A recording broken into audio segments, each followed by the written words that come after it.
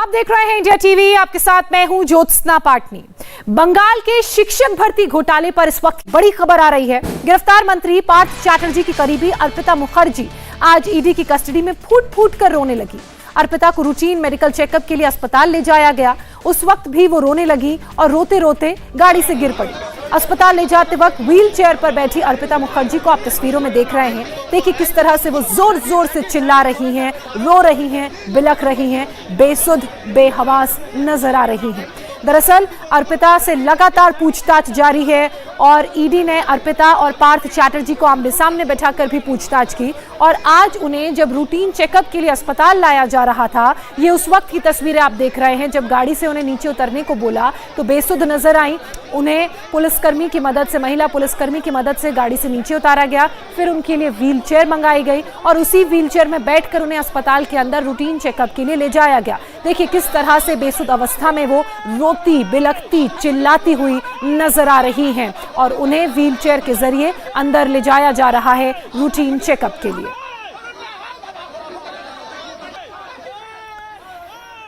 सबके मन में एक ही सवाल है, आखिर अर्पिता मुखर्जी के कैश लोक में कितना कैश और दबा है?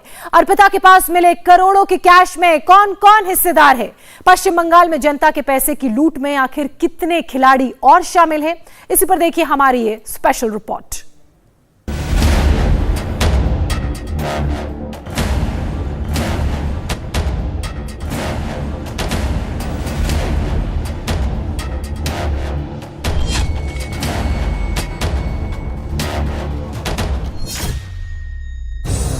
ममता सरकार के बंगाल मॉडल की एक्सक्लूसिव तस्वीरें।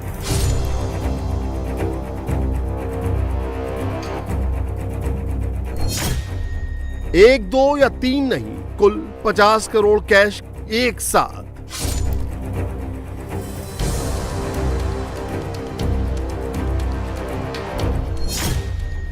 अर्पिता के जितने फ्लैट खुले, अंदर मिला कैश ही कैश।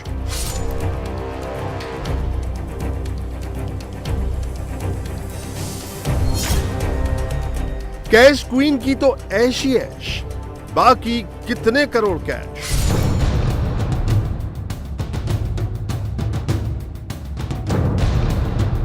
ये तस्वीर दीदी के बंगाल की है। नोटों की ये गड्डियां ममता दीदी के खासम खास की है। शिक्षकों की भर्ती के नाम पर घटक लिए गए करोड़ों रुपए को ध्यान से देख लीजिए। अगर इतने पैसे आपको एक साथ मिल जाते तो जिंदगी संवर जाती, आने वाली कई पीढ़ियां ऐशो आराम से जी लेती। ये कैश लोक है, जी हां, कैश क्वीन का कैश लोक, जहां सिर्फ पैसा ही पैसा है।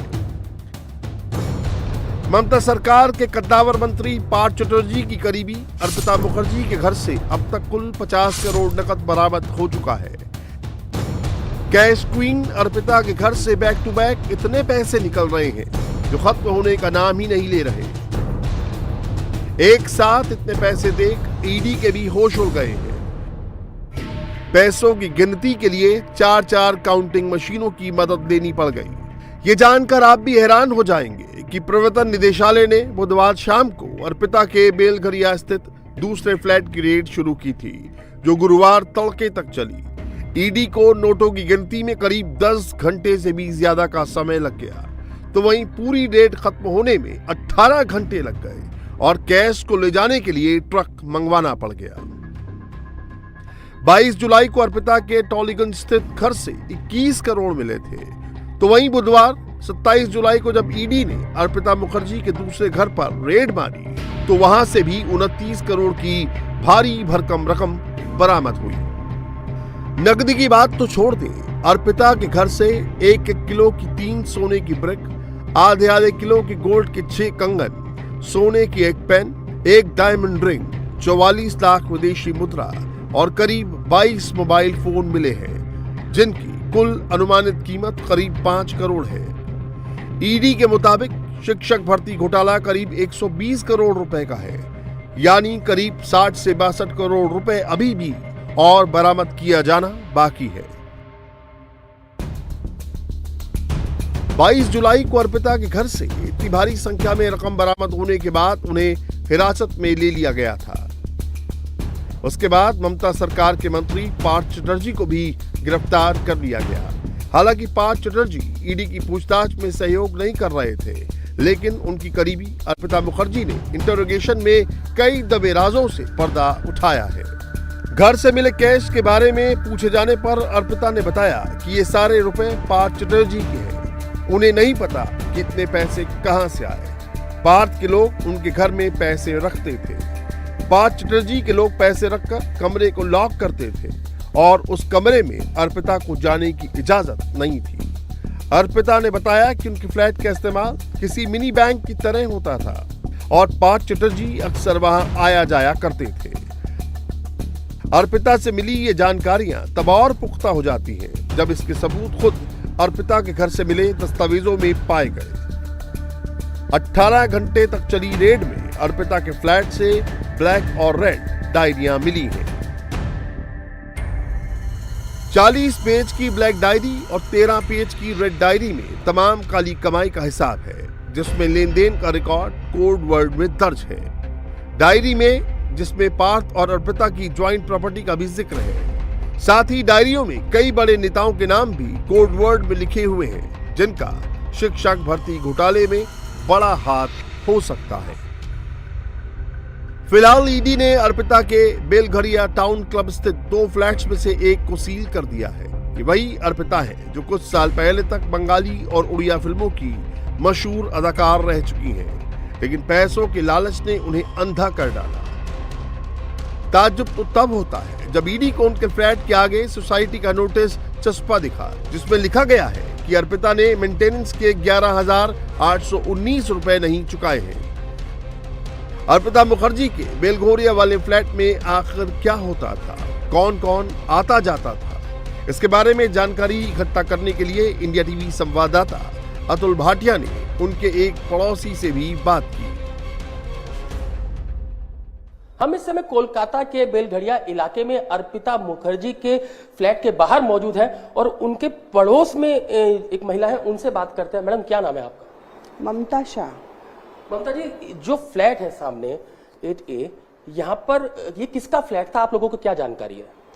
देखिए, मेरे को आए यहाँ पे 1 साल हुआ है, तो 1 साल में मैंने कभी किसी को देखा नहीं है, लेकिन हाँ कुछ दिन से न्यूज़ आ रही है कि इस ब्लॉक में इस फ्लोर पे, मतलब मेरे ही फ्लोर पे 8A जो फ्लैट है वो अर्पिता मुखर्जी का है। मैंने सुना है न्यूज़ में, तब से मुझे पता चला कि ये अर्पिता मुखर्जी का फ्लैट है। तो अभी जब 1 साल में आपने कोई मूवमेंट देखी, कोई लोग यहाँ पर आते थे इस फ्लैट में? नहीं, ये दोनों फ्लैट बंद ही रहते थे। और जो कि मैं इस फ्लैट पे, मतलब हम लोग मैं इस फ्लोर पे अकेली हूँ सिंगल, तो मैं हमेशा लॉक करके रहती हूँ और फिर कौन आता है इतना ध्यान भी, सब समय तो ध्यान में भी नहीं रहता ना इतना, तो मैंने कभी किसी को देखा नहीं है वैसे। तो हमने देखा वहाँ पे एक CCTV भी लगा हुआ है जो कि बिल्कुल उसकी डायरेक्शन जो है उस गेट की तरफ है। ये उनका ही है लगा हुआ, क्योंकि ये हम लोग का मेंटेनेंस में तो ऐसा कुछ नहीं कि हम लोग मतलब हर फ्लोर पे CCTV है, ऐसा कुछ नहीं है। कल ईडी की टीम आई थी बुधवार को, तो जब आप लोग यहाँ पर मौजूद थे जब ईडी की टीम पहुंची थी? हाँ, एकदम। तो ये गेट जो है वो खुला नहीं था, कोई इस घर में मौजूद नहीं था? ये बंद था, कुछ भी नहीं था। ईडी वाले भी मतलब आपकी तरह ही क्वेश्चंस कर रहे थे, लेकिन हमने कभी देखा नहीं, तो मैं क्या उनको जवाब दूं। तो क्या पूछा आपसे ईडी के अधिकारियों ने? वही जस्ट यही कि आपने कभी अर्पिता मुखर्जी को देखा, तो मैंने तो कभी देखा नहीं था। मैं तो टीवी में फर्स्ट टाइम उनका, मतलब उनको फेस में फर्स्ट टाइम देख रही थी। तो कभी आपने पार्थ चटर्जी जो कि मंत्री इतने पावरफुल रहे, उनको इस सोसाइटी के अंदर देखा हो, इस फ्लैट के अंदर ना देखा? नहीं, कभी भी नहीं। उनके लोग कोई आते हो जो इस फ्लैट के अंदर जाते? मैं कैसे बता सकती हूँ कि ये पार्थ चटर्जी के लोग हैं, क्योंकि मुझे क्या पता, ऐसा कोई स्टैम्प तो किसी के पास होता नहीं है कि ये पार्थ चटर्जी के हैं। जब वो पता लगा कि इतनी बड़ी कैश की रिकवरी यहाँ पर हुई है और लगभग 28 करोड़ रुपए ईडी ने रिकवर किया है, 5 किलो सोना जो है वो ईडी ने रिकवर किया है, तो आपको आश्चर्य नहीं हुआ, हैरानगी नहीं हुई? आश्चर्य तो मतलब इतना ज्यादा आश्चर्य हुआ कि शायद ये सब तो मैं सुनते आई थी, मैंने मूवी वगैरह में मैंने देखा था कि ये सब इस तरह का भी होता है, और या फिर न्यूज में सुना था कि होता है इसके वहाँ उसके वहाँ, लेकिन फर्स्ट टाइम जब मेरे ऑपोजिट में मेरे नेबर्स के यहाँ पे हो रहा है तो मतलब बहुत ही शॉकिंग न्यूज था मेरे लिए। तो आपने कभी यहाँ पर अर्पिता मुखर्जी को नहीं देखा? नहीं जी, मैंने कभी नहीं देखा। कभी आपने इस फ्लैट को खुला हुआ देखा हो जब ये अनलॉक हो? नहीं, एक्चुअली क्या ना, इसका लॉक ही ऐसे है कि मतलब ये वाला लॉक इसमें कभी नहीं था। अब अंदर कोई है या नहीं ये समझना भी मुश्किल था, मतलब इस तरह लॉक किया हुआ था कि पता नहीं चलता था कि अंदर है या नहीं है, और ऊपर से कैमरा भी है, तो फिर अब वहाँ पे ऐसे किसी कोई है अंदर, मैं ऐसे घर पे करूँ तो खराब ही लगता है ना। आज तक 1 साल के अंदर आपने किसी को भी इस फ्लैट के अंदर आते जाते? मैंने कभी किसी को नहीं देखा। तो आपने सुना ये अर्पिता मुखर्जी के पड़ोस में रहने वाली महिला, इनका कहना है कि 1 साल से वो इनके सामने रह रही है, लेकिन ना तो उन्होंने अर्पिता मुखर्जी को यहां पर देखा है, ना ही यहां पर किसी शख्स को देखा है। लेकिन जिस तरीके से रिकवरी लगभग 28 करोड़ रुपए की ईडी यहां से कैश करती है, उसके बाद जरूर इनको हैरानगी हुई, लेकिन उन्होंने पिछले 1 साल में इस जो फ्लैट है उसको लॉक ही देखा है और किसी भी शख्स को यहां पर आते जाते नहीं देखा है। Atul Bhatia, India TV, Kolkata. अब पश्चिम बंगाल में कैश कांड के विरोध में बीजेपी सड़कों पर उतर आई है। बीजेपी के हजारों कार्यकर्ताओं ने कोलकाता की सड़कों पर मार्च निकाला और ममता सरकार के खिलाफ नारेबाजी भी की। बीजेपी किसी भी हाल में ये मौका अपने हाथ से जाने नहीं देना चाहती है। बंगाल में अपनी पैठ मजबूत करने के लिए बीजेपी के पास ये सुनहरा मौका है। लेकिन आश्चर्य तो तब हुआ जब खुद ममता बनर्जी की पार्टी टीएमसी के महासचिव और प्रवक्ता कुणाल घोष ने एक ट्वीट के जरिए पार्थ चटर्जी को मंत्रिमंडल और पार्टी के सभी पदों से हटाने की मांग जोर शोर से उठाई। इसके तुरंत बाद ही चारों तरफ हड़कंप मच गया। हालांकि कुणाल घोष ने बाद में वो ट्वीट डिलीट कर दिया। जब ममता दीदी टीटागढ़ में बीजेपी को चैलेंज कर रही थी और कह रही थी कि उन्हें ईडी के छापों से डर नहीं लगता है, ममता ने मीडिया पर भी सवाल उठाए और कहा कि उन्हें मीडिया ट्रायल पर भरोसा नहीं है।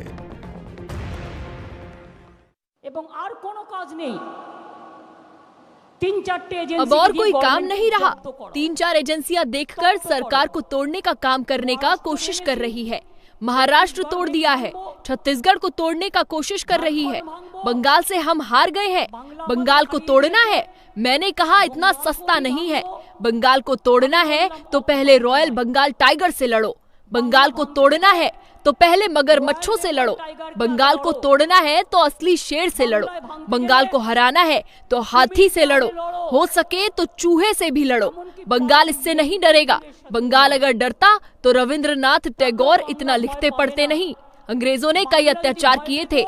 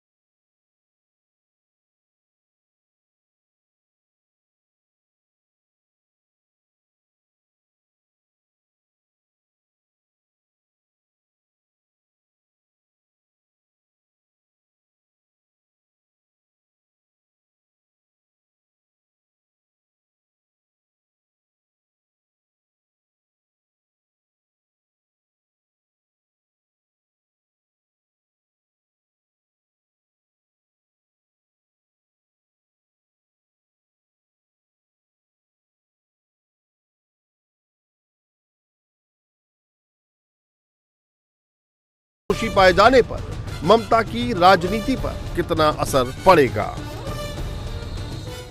इंडिया टीवी हर वक्त हर जगह डाउनलोड करने के लिए सर्च करें इंडिया टीवी न्यूज।